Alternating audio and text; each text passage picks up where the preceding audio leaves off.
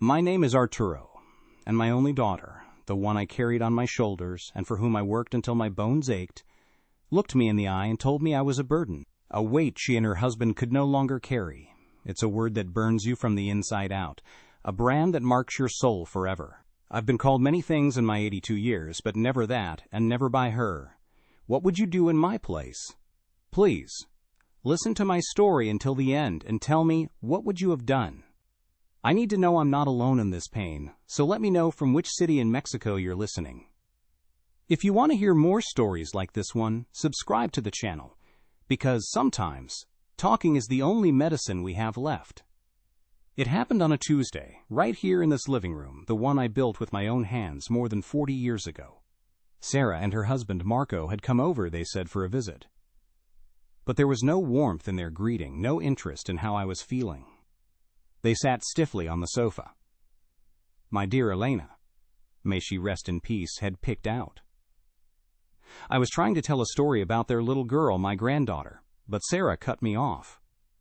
Her voice was sharp, like a shard of glass. Dad, we need to be realistic, she said, looking at the wall, at the floor, anywhere but at me. This house is too big for you. You're all alone here. Honestly, you've become a burden. Marco just nodded, checking the time on his fancy watch as if my life had an appointment to keep. The word just hung there in the air, sucking all the warmth out of the room. Burden. Hana Storbo. I felt the blood drain from my face. I didn't get angry. I didn't shout. Something inside me just broke. It was a clean snap, like a dry old piece of wood.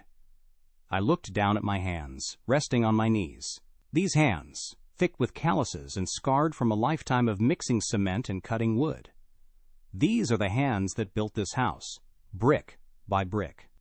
The hands that paid for every one of her school books, for the fancy university she went to, so she could have a better life than mine. And now, these hands, this body, this whole existence was a burden to her. The silence that followed her words was louder than any scream I could have let out. In that moment, I remembered my Elena. The last thing she said to me before God took her was, "Promise me you'll always watch over our Sarita." I've lived every day for the last 10 years holding on to that promise.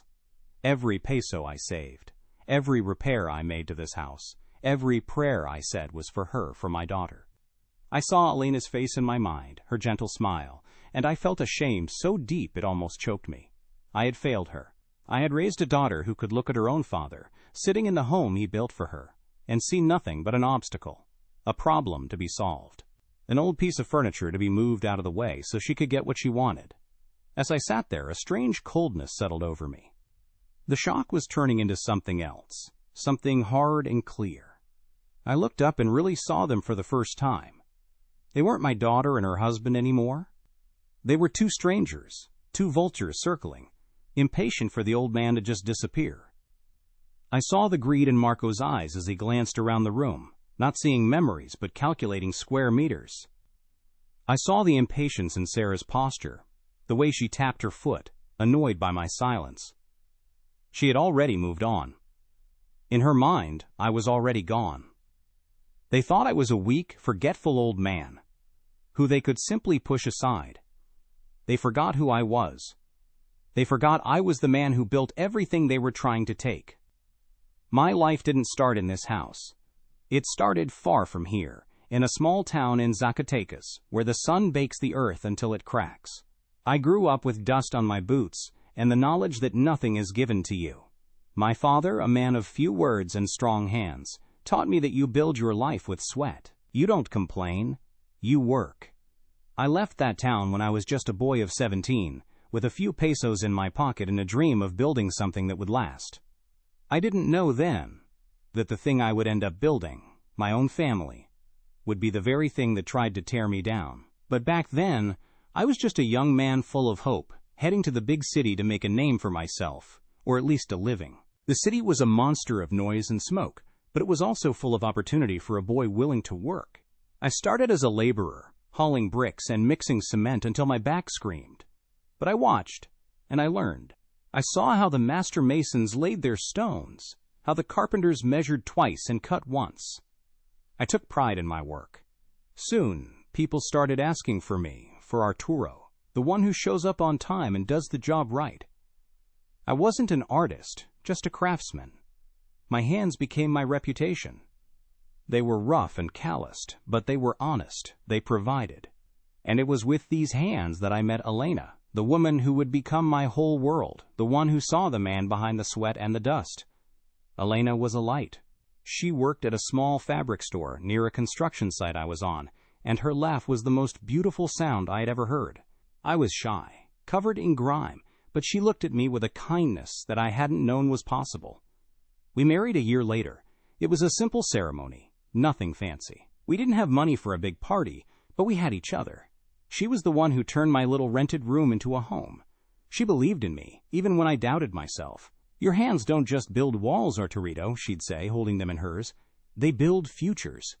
She was the heart of everything, the quiet strength that held me together. Our biggest dream was to have a piece of land, a house of our own. For 15 years we saved. Every peso I earned that wasn't for food or rent went into a small tin box Elena kept hidden under our bed. We skipped fiestas, we wore mended clothes, we ate simple meals. Finally, we had enough to buy this plot of land. Back then, it was just dirt and weeds on the edge of town. Our friends told us we were crazy, that it was too far from anything, but we saw what it could be.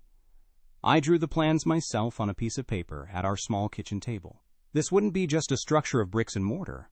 It would be our fortress, our legacy, a place where our children would be safe and loved, a place we could truly call our own, built not with a loan from a bank, but with our own sacrifice.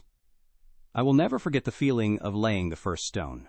I built this house with my own 2 hands, after my regular work hours and on weekends. Elena would bring me water and a simple lunch, sitting on a pile of bricks, just watching. Her presence was all the encouragement I needed. I mixed the cement, I laid the rebar, I raised the walls one by one. I learned plumbing and electrical work from books and by asking questions. It took me almost 2 years to finish, 2 years of bone-deep exhaustion and relentless determination. When we finally moved in, we had no furniture, just a mattress on the floor and 2 chairs. But as we stood in the empty living room holding each other, we knew we were the richest people in the world. This was our kingdom. Then came Sarah, our Sarita. The day she was born, this house was finally complete. It was no longer just a building. It was a family home. Holding her tiny body in my arms, I felt a love so fierce it scared me. All the hard work, all the sacrifices, suddenly had a face and a name. She was perfect. I promised her, and I promised Elena, that this little girl would want for nothing. She would have the chances we never did. Her laughter filled these halls. Her first steps were taken on this very floor I'm standing on now. My life's purpose became crystal clear. It was her. Everything I did, every drop of sweat, was to pave a smoother road for her than the one I had to walk. Her childhood was simple, but it was happy. I remember her birthday parties in the backyard. Elena would bake a tres leches cake, and we'd hang paper decorations I'd make myself. We couldn't afford expensive toys, but I built her a wooden dollhouse, a perfect replica of our own home. I'd come home from a job, my body aching, and she would run to the door and jump into my arms, not caring that I was covered in dust. Her little hands would wrap around my neck, and all the tiredness would just melt away. Those were the days I felt like a king, not because of what I had, but because of who I had. My girls, my Elena and my Sarita, were my treasure. From the day she started school, Elena and I made a pact. Our daughter would get an education. She would go to university. It was a dream that seemed almost impossible for a family like ours, but we were determined. I took on every extra job I could find, working late into the night, working on Sundays. I wanted her to have books, a proper uniform, everything she needed so she would never feel less than any other child. Her report cards were my trophies. I'd hang them on the refrigerator, my chest swelling with a pride that no amount of money could ever buy. I was building her future, just as I had built our house, one solid, reliable piece at a time. I drove the same old Ford truck for over 30 years. It was rusted, the engine coughed and sputtered, and my friends would joke that I needed to tie it together with wire. But buying a new truck was a luxury I couldn't afford. A new truck meant less money for Sarah's school fund. Every time it broke down, I'd spend my Sunday afternoon under the hood, my hands covered in grease, coaxing it back to life. "She still runs," I'd tell anyone who asked. That truck was a symbol of my priorities. My comfort didn't matter. Her future did. It was a small, silent sacrifice, one of hundreds she never even knew about. I didn't need her to know. I just needed her to succeed. The day the acceptance letter came from the university, it was one of the happiest days of my life. She had been accepted into a prestigious program in Mexico City. The pride I felt was indescribable. But it was followed by a cold wave of panic. We looked at the tuition fees, and my heart sank. It was a fortune, more money than I could ever hope to make from a few extra jobs. I saw the worry in Elena's eyes that night, the fear that we had given our daughter a dream that we couldn't afford to make real. We sat in silence for a long time, the letter on the table between us like a winning lottery ticket we couldn't cash. But we had one last card to play. Years before, I had inherited a small parcel of land from my father, back in my hometown. It wasn't much, just a dry patch of earth, but it was ours. Elena and I had always called it our final safety net, something to be used only in a real emergency. We looked at each other that night, and we didn't even have to speak. This was the emergency. This was for Sarita. The next week, I took a bus back to my village and sold that land. I didn't tell Sarah. I didn't want her to feel the weight of that sacrifice. I just deposited the money and told her, "Your education is all taken care of. You just focus on your studies." Seeing her walk across that stage on graduation day, wearing her cap and gown, was the single proudest moment of my entire existence. I held Elena's hand so tightly my knuckles were white. We had done it. Our daughter, the daughter of a simple stonemason, was a university graduate. She was debt-free, ready to take on the world. I felt like all my life's work had led to that single perfect moment. I had given her a foundation, not of stone and cement, but of opportunity. I truly believed with all my heart that I had secured her future, that she would never have to know the kind of struggle I had known. It felt like the ultimate victory. But life has a cruel way of balancing the books. A few years after her graduation, my Elena got sick. It was fast, a cancer that came out of nowhere and consumed her. The light of my life started to dim, and there was nothing my strong hands could do to stop it. The hospital became our second home, a sterile, hopeless place. She was brave until the very end, always more worried about me and Sarah than about herself. The house felt so empty without her laughter. The silence she left behind was a physical weight, a constant ache in my chest that has never truly gone away. I lost my partner, my compass, the heart of my world. The last thing she ever said to me, her voice just a fragile whisper, has been etched into my soul. She grabbed my hand, her grip surprisingly strong, and looked right into my eyes. "Arturito," she said, "cuida nuestra Sarita. Promise me you'll always watch over our Sarah." I swore to her that I would. I promised that I would spend the rest of my days making sure our daughter was safe and happy. That promise became my sacred duty, the reason I got out of bed every morning in the quiet, empty house. I lived to honor those final words, to be the rock for my daughter that Elena had always been for me. For 10 years, I tried to keep that promise. I kept the house, just as she had left it, a shrine to our life together. I was always there for Sarah, for her and her new husband, Marco. I tried to offer advice, to tell my stories, to be a part of their lives and the life of my granddaughter. I thought that watching over her meant being a constant, steady presence, a grandfather she could count on, a father she could turn to. I thought I was upholding my vow to my dying wife. I was being the patriarch, the foundation of the family I had built from nothing. I never imagined that fulfilling that promise would lead to this. I never dreamed that the very act of being present, of being here in the house I built for them, would one day be seen as a problem to be solved. I kept my word to Elena. I watched over our daughter with every fiber of my being, and in return she looked at me, in the living room that love built, and called me a burden. She took that sacred promise I made to her mother and threw it back in my face, turning my devotion into an inconvenience, my love into a weight she was no longer willing to carry. This betrayal didn't happen overnight, like a sudden storm. No, it was more like a slow leak, a constant dripping that you ignore at first, until one day you wake up and find the whole foundation is rotten. After Elena passed, things were different, of course.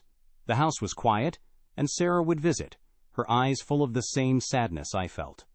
But then she married Marco, and the dripping started.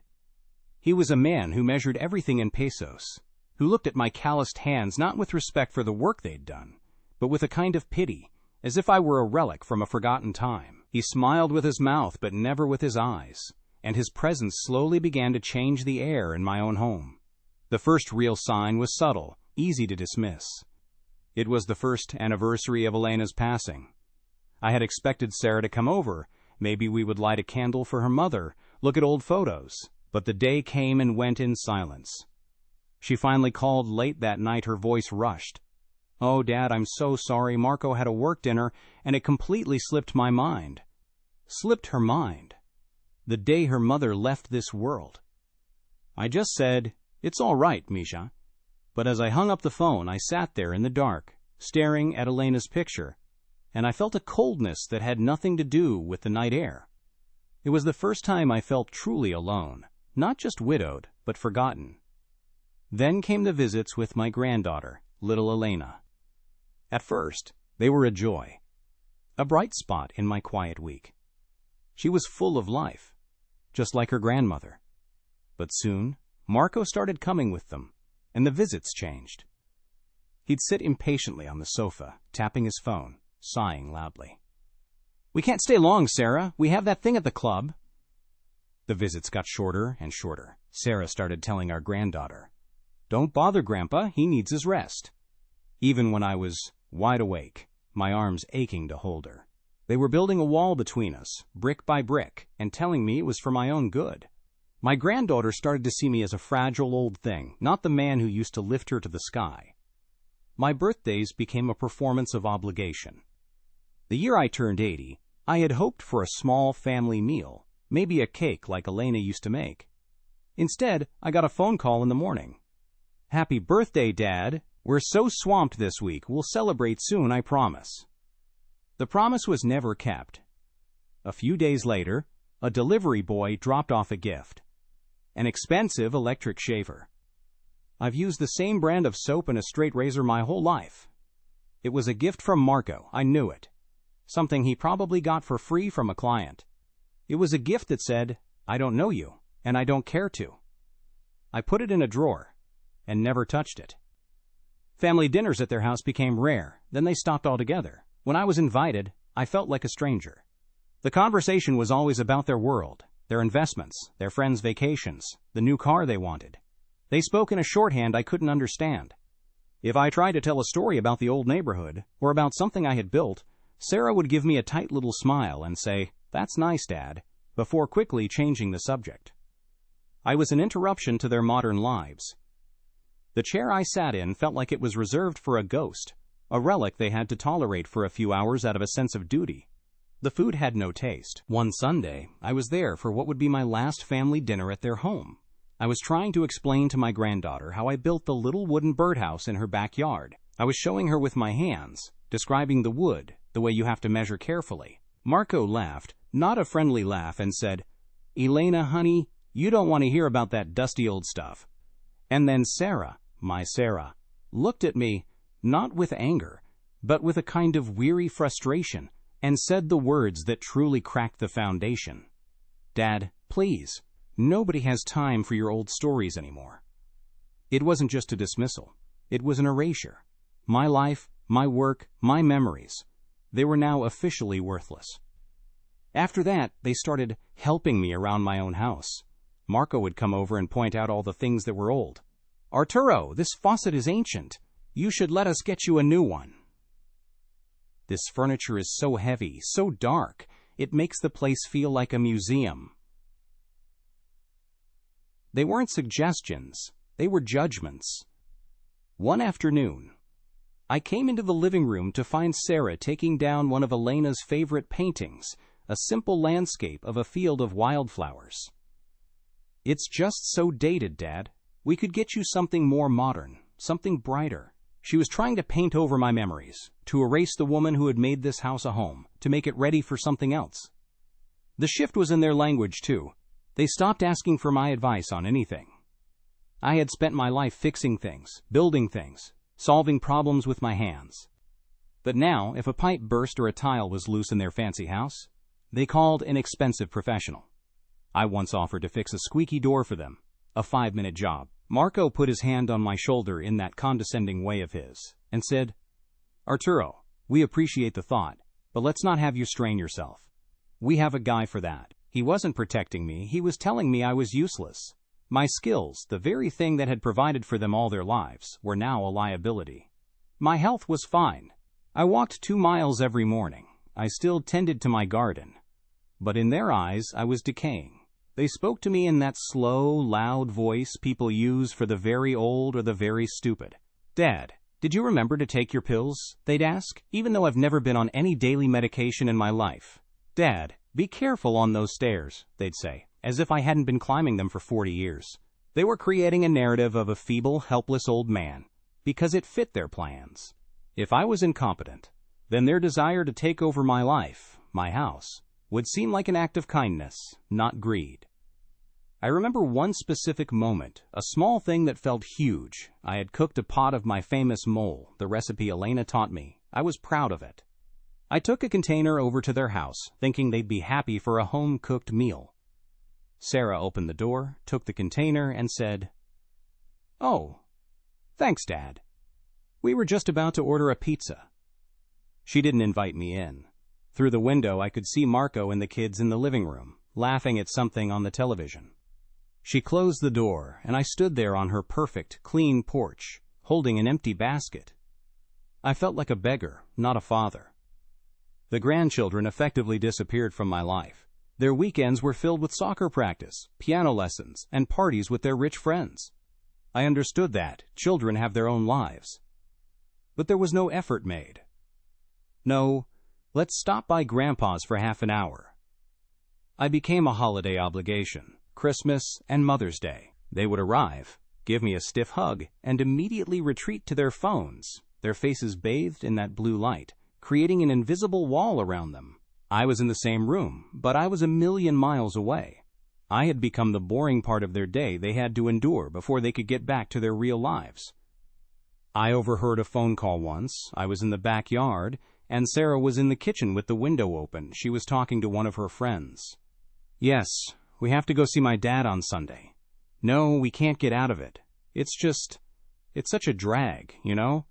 The whole house smells like old memories." A drag, a chore. My existence, my home, the place she grew up, was a burden on her social schedule. The phrase, "smells like old memories," cut me deep. My memories were of her mother, of her childhood, of the love that filled these walls. To her, it was just the smell of decay. Marco's influence was like a poison ivy vine, slowly strangling the life out of our family. He started making comments in front of me about the untapped potential of my property. "You know, Arturo, a developer would pay a fortune for this lot. You're sitting on a gold mine," he'd say, clapping me on the back as if we were partners in a business deal. He wasn't talking to me. He was performing for Sarah, planting the seed, making the idea of selling my home sound like a smart financial decision, a logical next step. He never once asked what I wanted. To him, I was just a stubborn old man standing in the way of a payout. Then the suggestions started. "Dad, have you ever thought about a retirement community? They have activities. You could be around people your own age." It was presented as a wonderful opportunity, a gift, but I saw it for what it was. A way to move me out. To put me in a neat, tidy box where I wouldn't be their problem anymore. They described it like a paradise, but all I could hear was the sound of a key turning in a lock. They wanted to file me away, to store me somewhere out of sight and out of mind, so they could finally get their hands on the one thing they truly valued, this house. The physical distance grew, but the emotional distance was a chasm. Phone calls became texts. Visits became excuses. The warmth was gone, replaced by a hollow, strained politeness. I would see pictures on social media of them having big family barbecues with Marco's family, laughing, celebrating.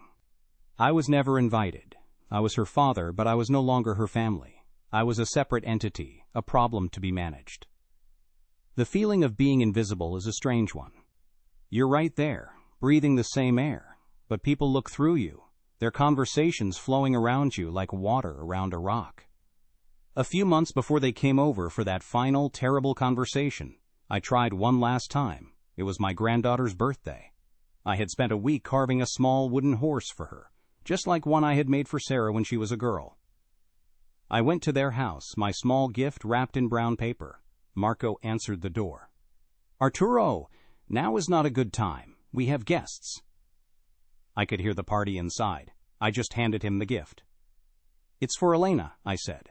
He took it without a word and closed the door in my face. I don't know if she ever even saw it.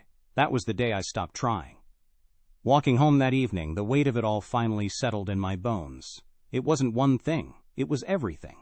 It was the forgotten anniversaries, the short visits, the condescending tones, the unanswered calls, the closed doors.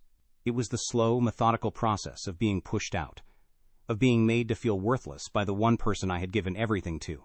I sat in my living room, Elena's empty chair across from me, and I looked around at the walls I had built, the floors I had laid. I had built a fortress to protect my family, but I had failed to see that the attack would come from the inside. So when they sat on that sofa, and Sarah finally said the word burden, I wasn't really surprised. I was heartbroken, yes. A part of me died in that moment, but I wasn't surprised. It was just the final brick being laid in the wall they had been building around me for years. It was the honest, brutal truth of how they saw me. They weren't just suggesting I move out. They were telling me that my time was up, that my role in their lives was over.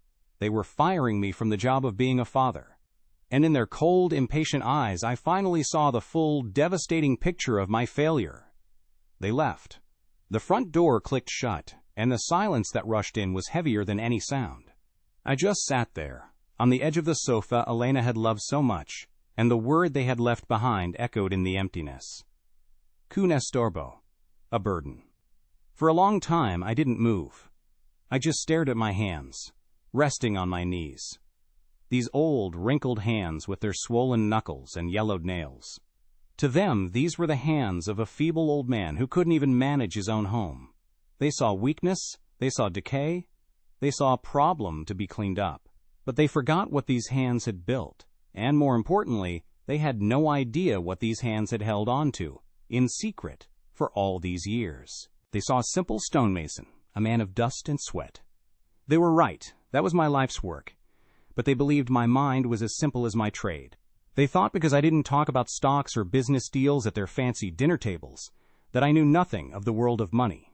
They mistook my silence for ignorance. My daughter, with her university degree that I paid for, and her husband, with his shiny shoes and important-sounding job, looked at me and saw a relic, a man from the past who couldn't possibly understand their modern world. That was their biggest mistake. They judged the book by its worn, dusty cover, and they never once thought to look at the words written inside. It was Elena's idea, really, the secret. It began more than 30 years ago, when Sarah was just a teenager, already dreaming of the big city. I took on a special project, a big one. A very wealthy man, a recluse, they said, was building a library in his mansion on the hills overlooking the city. He needed custom woodwork, shelves and panels carved from mahogany, a job that required patience and skill. I spent almost a year there, working alone most days. The man, a foreigner named Mr. Abernathy, would sometimes come and watch me work. He was a quiet man, but his eyes were sharp. He didn't see a laborer. He saw a craftsman. He saw the pride I took in my work. When the job was finished, it was a masterpiece. Even I, a humble mason, could see that. Mr. Abernathy was very pleased. He came to me to settle the payment. He offered me the cash we had agreed upon, a very generous sum.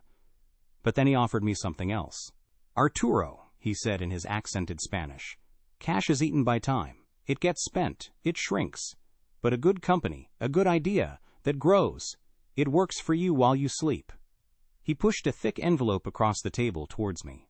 "I can pay you in cash, or I can give you a piece of my own business ventures. Shares in small companies I believe in. It is a risk," he said, "but you strike me as a man who understands how to build things that last." I was hesitant. What did I know of stocks and shares? It sounded like gambling, and I was a man who believed in the certainty of a day's wage for a day's work. I almost took the cash. But then I thought of Elena, of Sarah, of the future. I thought of how hard we saved, and how slowly our little tin box filled up. Mr. Abernathy saw the hesitation in my eyes. He smiled a little. "Your hands know how to turn stone and wood into a home," he said. "This is just learning how to turn paper into security. Let me teach you." And so, for a week, he did. He taught me the basics, how to read the statements, the importance of patience, of not panicking. I took the shares. It was the biggest gamble of my life. I told Elena, of course. I never kept anything from her. We sat at our kitchen table, the share certificates spread out before us. They looked like nothing, just fancy pieces of paper. We decided that night that this would be our secret. Not because we were ashamed, but because we didn't want to change our daughter. We wanted her to learn the value of work, just as we had. We wanted her to build her own life, not wait for a fortune to fall into her lap. This secret fund, this gamble, would be our ultimate safety net. It was for a true catastrophe, a real disaster. It was the foundation under the foundation, something to ensure the family would never truly crumble, no matter what storm came. For years, I just let it sit. Every quarter, a statement would arrive in a plain envelope. At first, the numbers didn't change much. Some went up, some went down. I almost forgot about it. My life was about my work, my family, paying for Sarah's school. I even sold my father's land for her university, never touching this secret fund, because that felt like our sacrifice to make for her education, not a gift from a stranger. The fund was for something else, a promise between me and Elena. A promise for the deep, dark night we hoped would never come. But we were practical people. We knew that life was unpredictable. After Elena passed, and I was alone, I started paying closer attention. The world had changed. Those small, obscure companies Mr. Abernathy believed in had grown. One of them, a little technology firm nobody had heard of, had exploded. The numbers on the statement started to look like something from a fantasy. At first, I thought it was a mistake. I, Arturo, the stonemason from Zacatecas, couldn't possibly have this kind of money. I took the bus to the city and found the small, independent firm that managed the portfolio for Mr. Abernathy's estate. A young man in a suit looked at my papers, typed on his computer, and then looked at me with a new kind of respect. There was no mistake. My daughter and her husband, in their infinite wisdom, were arguing over how to get their hands on my house, a property worth maybe, on a good day, $200,000. They saw that as the grand prize. They plotted and schemed for it, willing to call their own father a burden to get it. The irony is so bitter it tastes like poison. As they sat on my sofa, judging my old furniture and my simple life, they had no idea that the feeble old man they were trying to push into a home had a stock portfolio quietly sitting there worth, as of the last statement, just over $1.8 million. A number so large it feels ridiculous to even say it out loud. They looked at me and saw a man who needed their financial help, their charity. Marco, with his condescending advice and his talk of managing my affairs, thought he was so much smarter than me. He saw an old construction worker and assumed an empty head. He never imagined that for the past 30 years I had been receiving and reading financial statements, that I understood compound interest, that I knew the difference between a growth stock and a dividend. I learned, I read, I listened, I learned the language of their world, but I never spoke it. I didn't need to.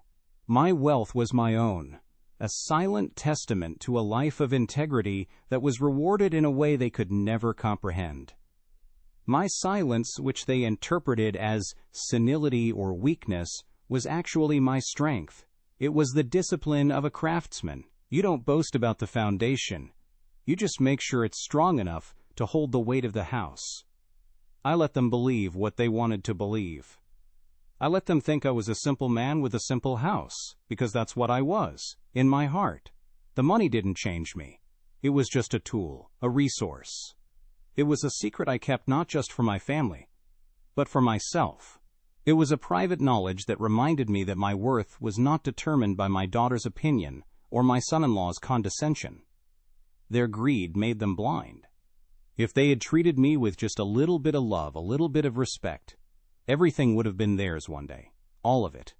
I had planned to share it, to help them, to make their lives easier, to ensure my grandchildren would want for nothing. That was always the plan. The secret was a safety net, meant to catch them all. But you cannot share a fortune with people who would throw you away for a handful of loose change. You cannot give your legacy to someone who looks at you and sees only a burden. Their own actions had changed the very nature of the secret. It was no longer a safety net for them. As I sat there in the deafening quiet of my living room, the pain was still there, a hot coal in my chest, but something else was rising through the ashes, a cold, hard clarity. The promise I made to Elena was to watch over our Sarita.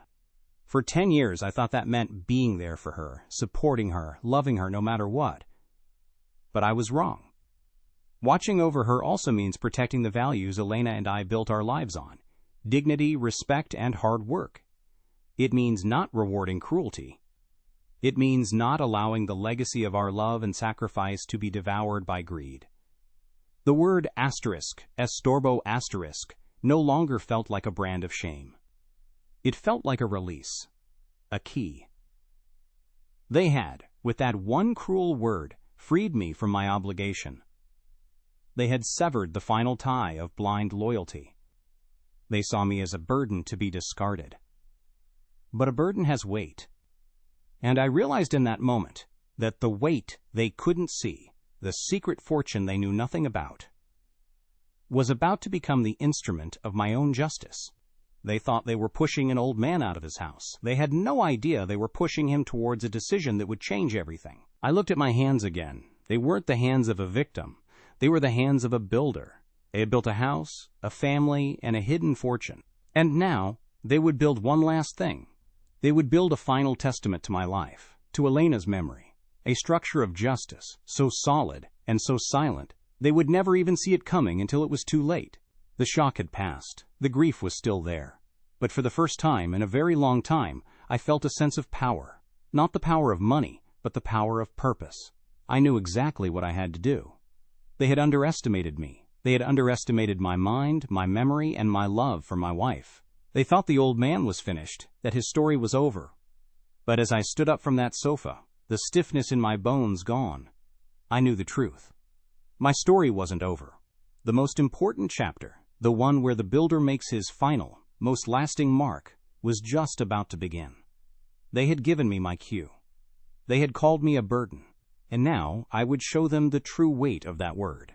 I would show them what it costs to throw away a father. The next morning, I woke up before the sun. The house was cold, but the chill inside me from the day before had been replaced by a quiet warmth, a clarity I hadn't felt in years.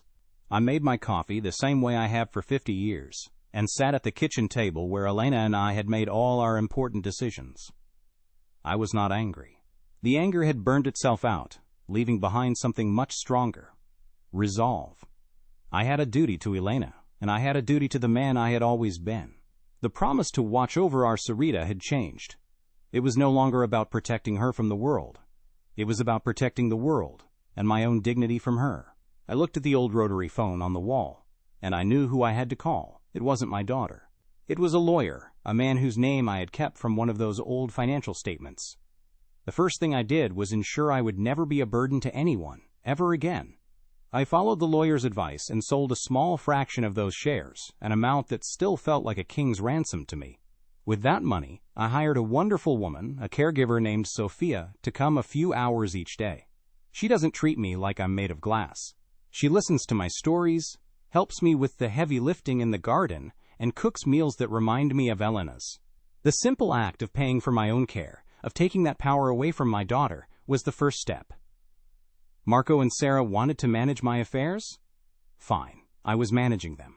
I was ensuring that my final years would be lived on my own terms, in my own home, surrounded by quiet respect, not resentful obligation. But that was just the beginning. My real plan, the one that formed in my heart that quiet morning, was for Elena. The lawyer helped me draw up the papers to create a trust, a foundation. We called it the Eleanor Grace Foundation. All of it, every last peso from that secret portfolio Mr. Abernathy had given me, would go into it. And its purpose would be simple. Upon my passing, the foundation would create scholarships, full scholarships for university, for children from poor towns in Zacatecas. just like the town I came from. It would give dozens, maybe hundreds of other sons and daughters the same chance I gave mine. My life's work would not end up buying a new car for Marco or funding a vacation. It would build futures. It would be a legacy of hope in the name of the woman who was the light of my life. And the house?